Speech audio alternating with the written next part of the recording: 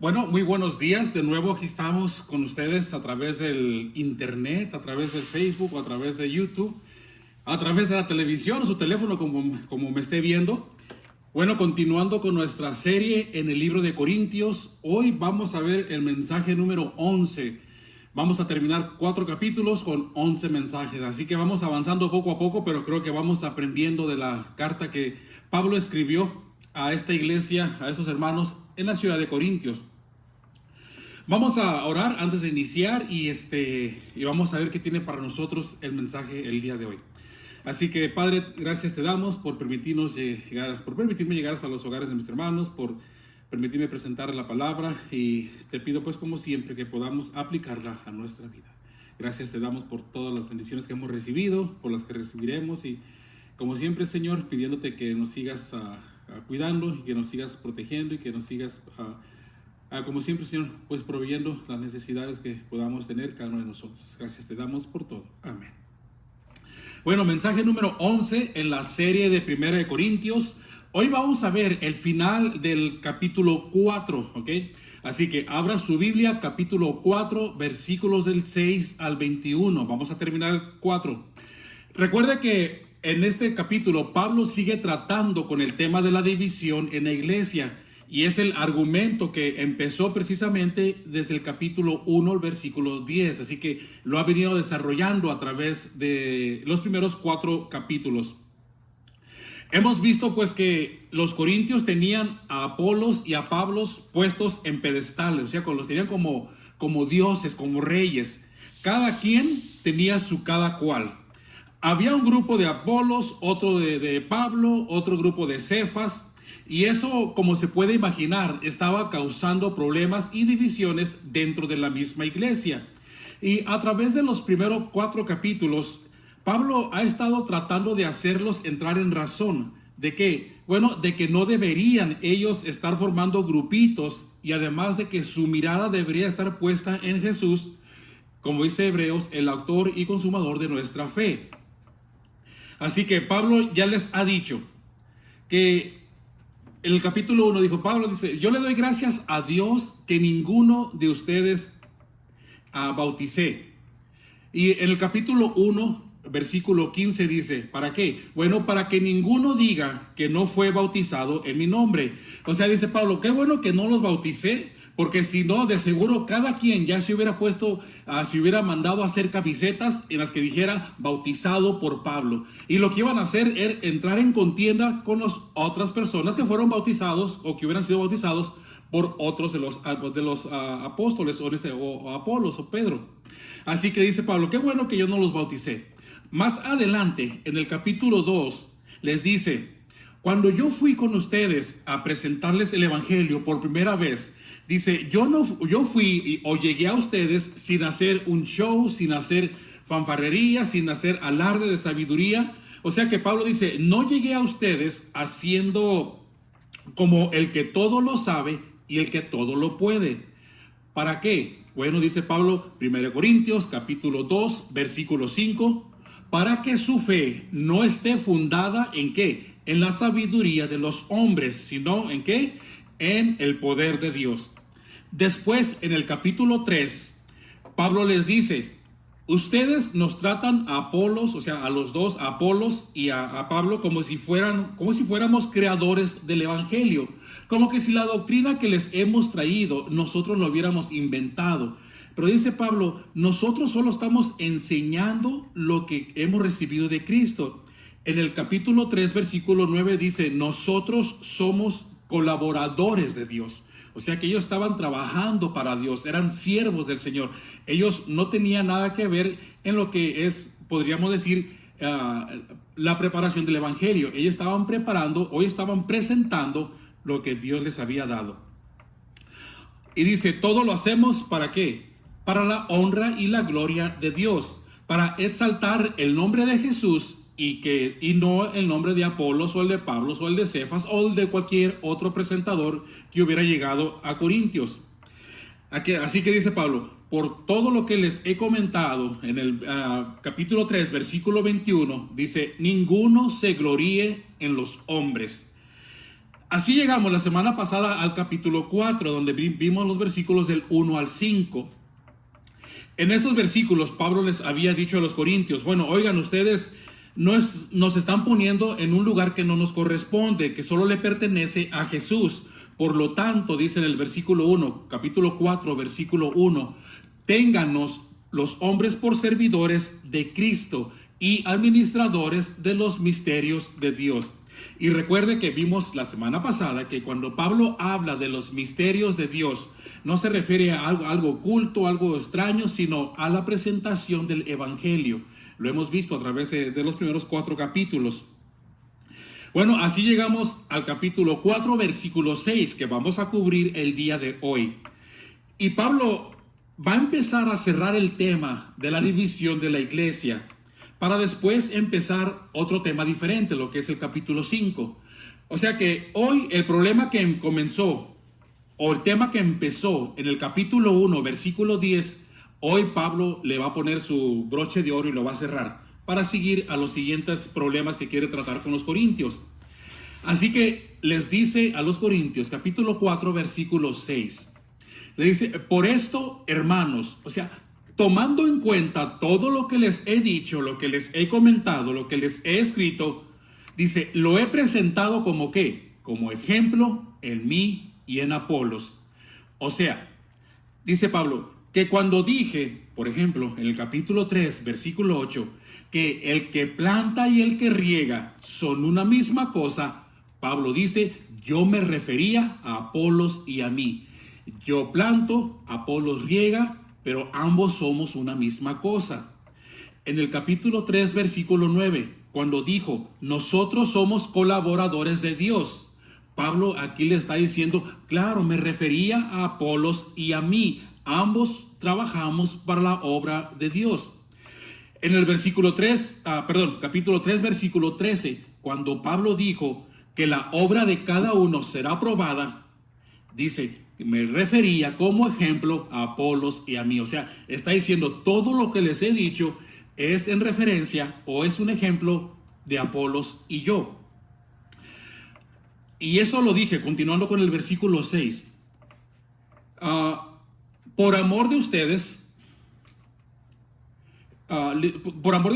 para que en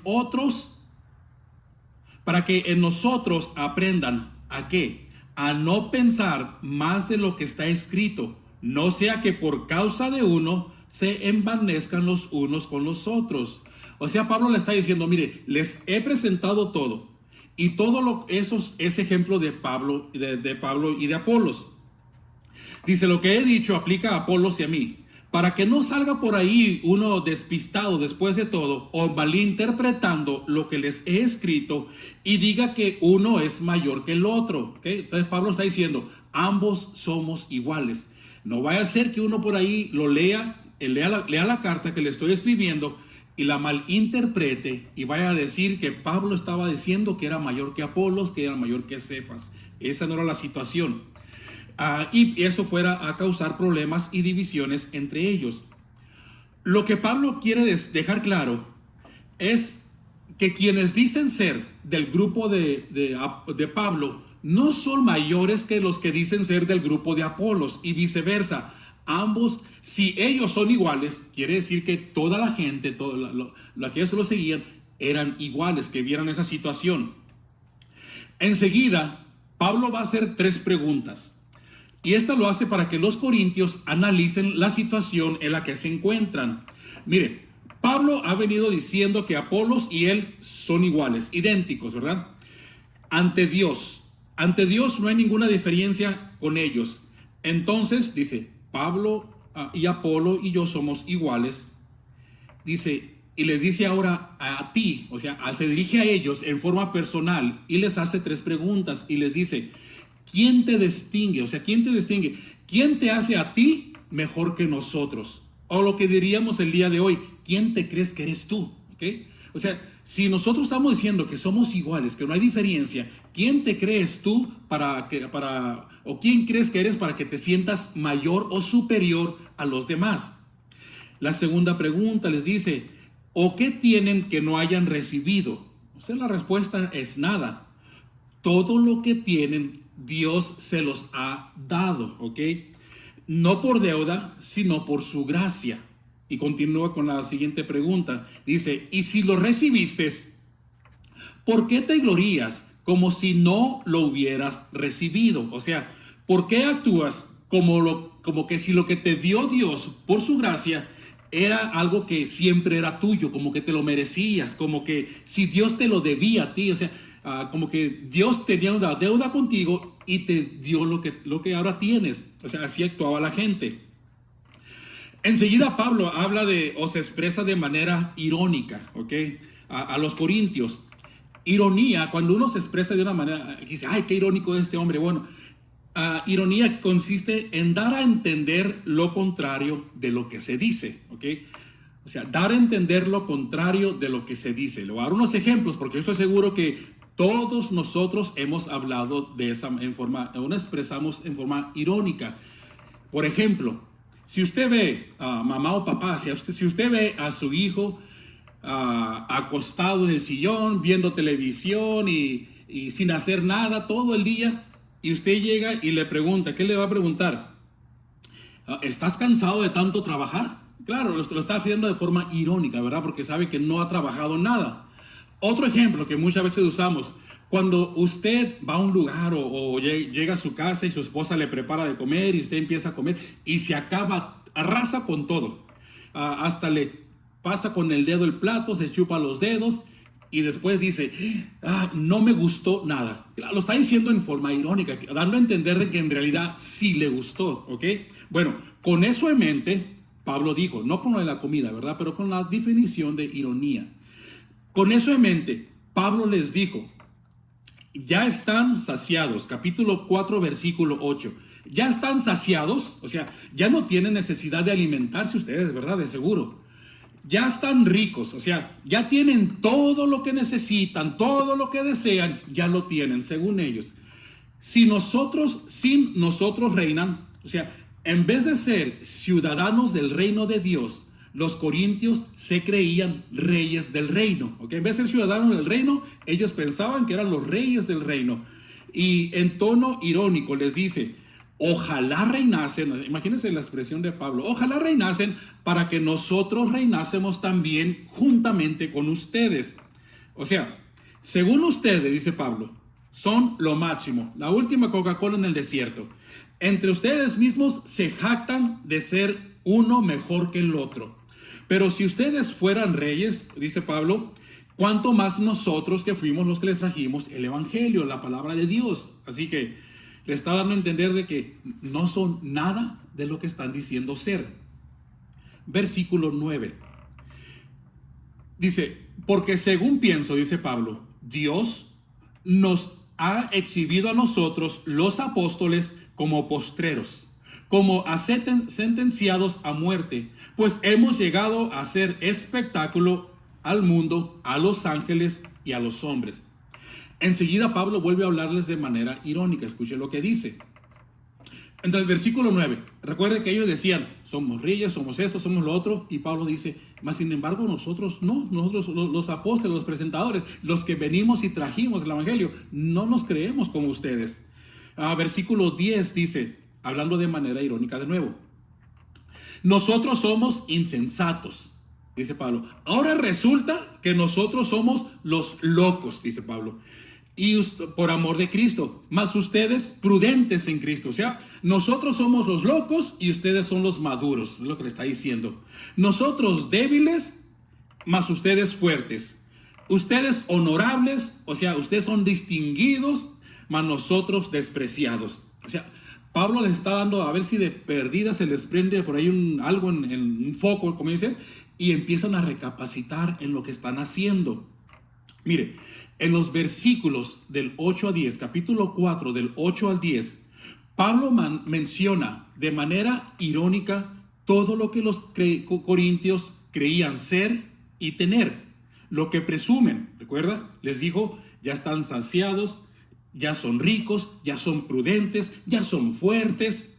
Ahora, en los versículos del 11 al 13, capítulo 4, Pablo habla de las cosas por las que ellos, o sea, por los que los apóstoles, en este caso Pablo, Cefas, Apolos y todos los que llevaban el evangelio, han pasado por su fe en Cristo, de lo que han sufrido por el hecho de ser y vivir de acuerdo a la palabra de Dios.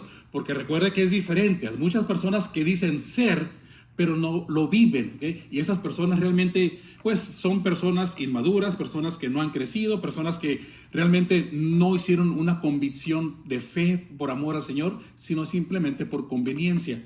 Así que dice Pablo, nosotros hemos sufrido por ser y vivir de acuerdo a la palabra de Dios. En el versículo 11 empieza diciendo, hasta esta hora, o sea, ustedes dicen que tienen todo aquello. Ahora dice Pablo, hasta esta hora, o sea, hasta este momento, ustedes dicen estar saciados, ser ricos, sin embargo nosotros, continuando con el 11, padecemos hambre, tenemos sed, estamos desnudos, somos abofeteados y no tenemos morada fija. Versículo 12. Nos fatigamos trabajando con nuestras propias manos. Nos maldicen, nosotros bendecimos. Padecemos persecución y la soportamos. Versículo 13.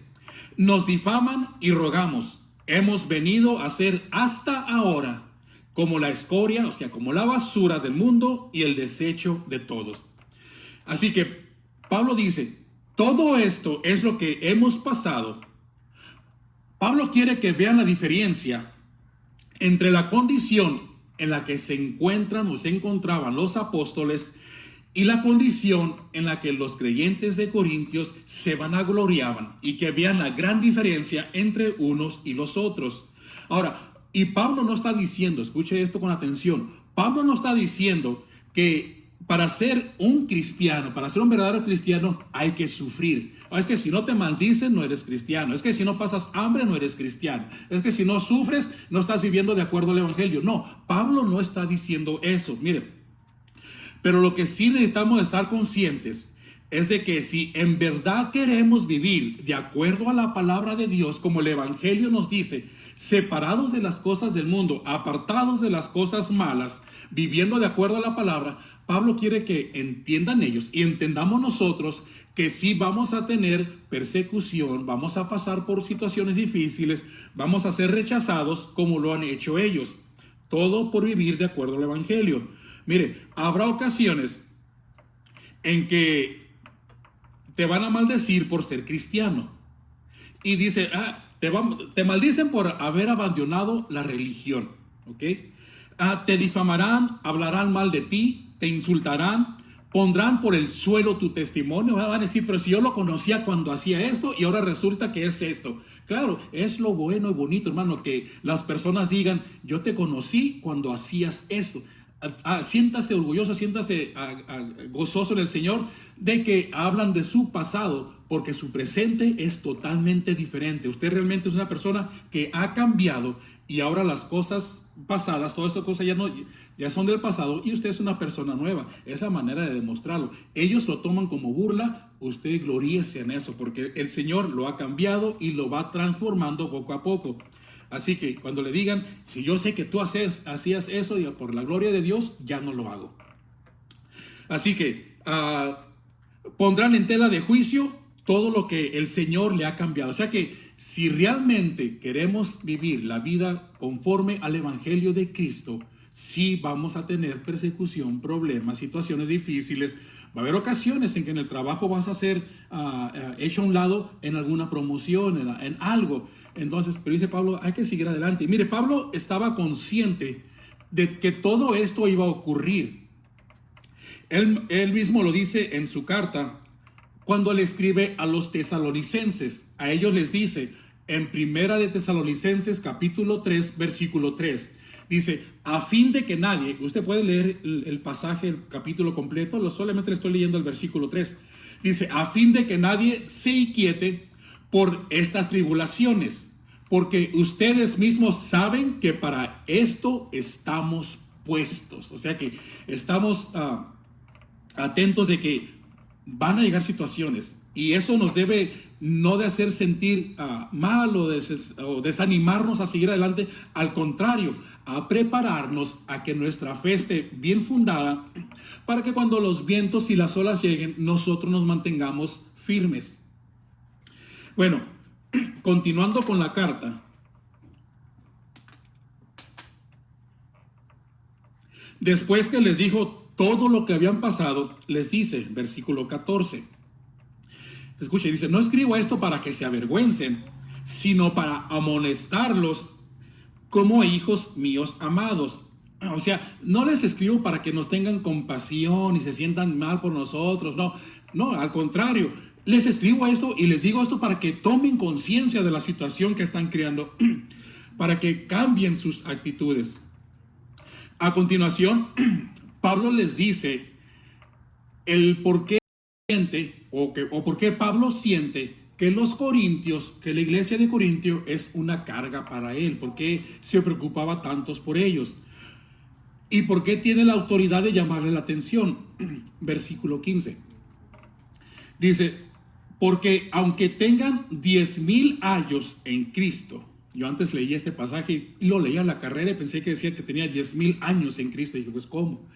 10,000 años en Cristo. Ahora, algunos de ustedes que han estado yendo a la escuela dominical ya saben que la palabra años significa ¿qué?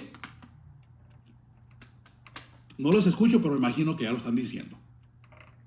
La palabra años significa tutor, ¿ok?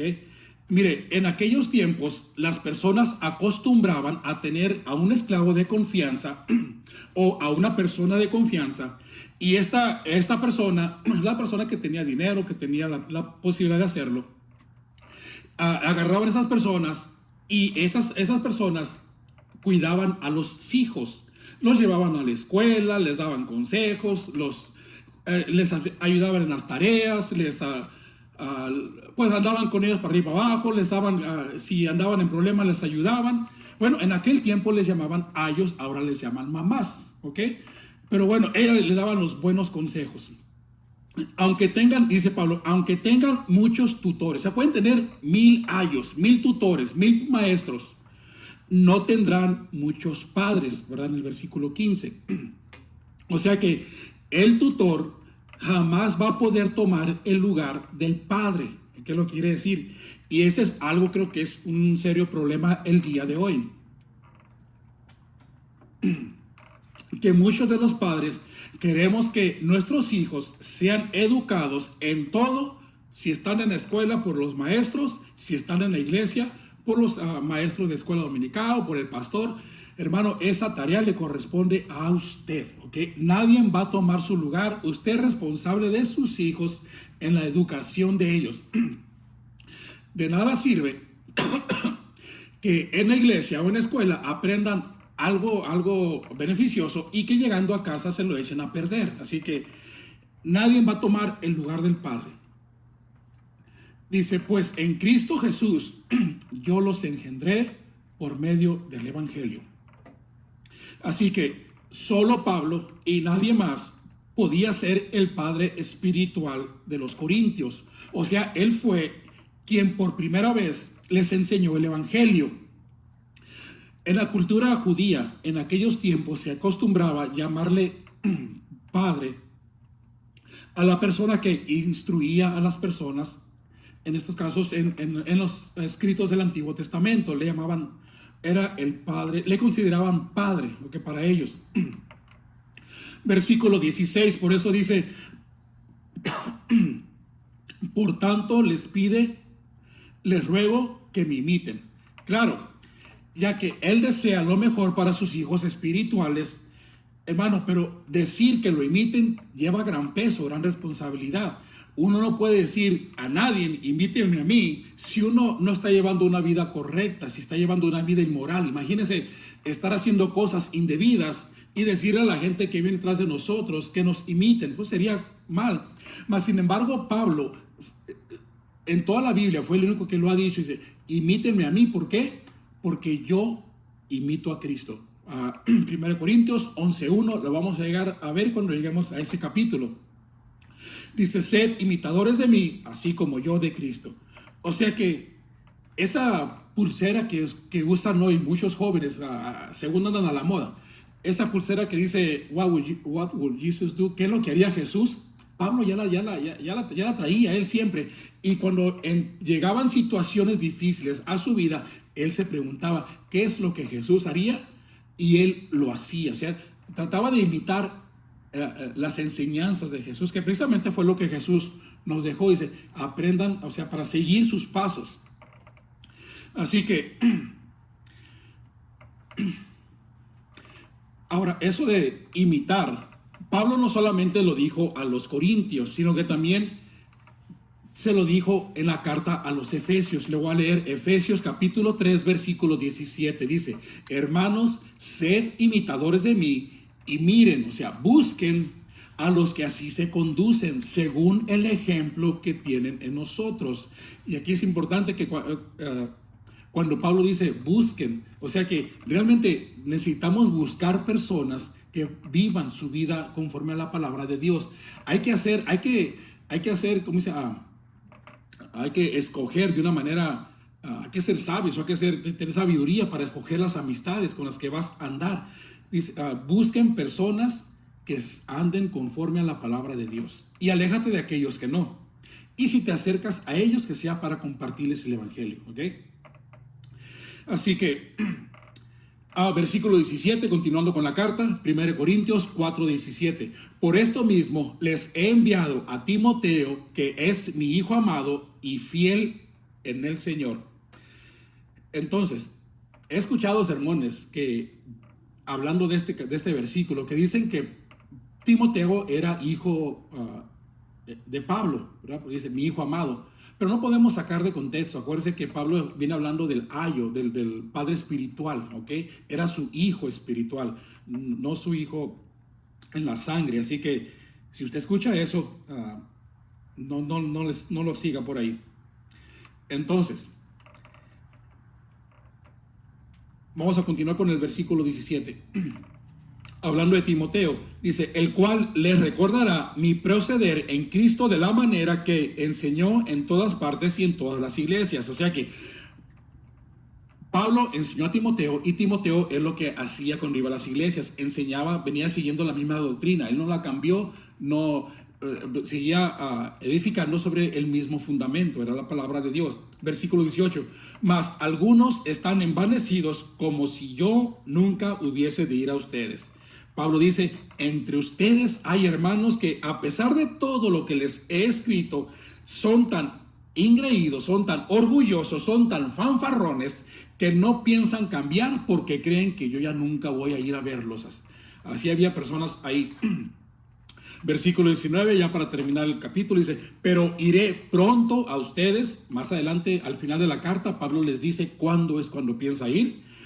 Pero iré pronto a ustedes si el Señor quiere, y conoceré no las palabras, sino el poder de los que andan envanecidos. ¿A qué se refiere aquí? Sencillamente, Pablo dice, Pablo va, pero no le interesa lo que dicen o lo que hablan, sino Pablo quiere ver hasta dónde ha llegado el alcance de estas personas que andan envanecidas, su influencia sobre los demás, o sea, el poder que han tenido para influenciar a las demás personas.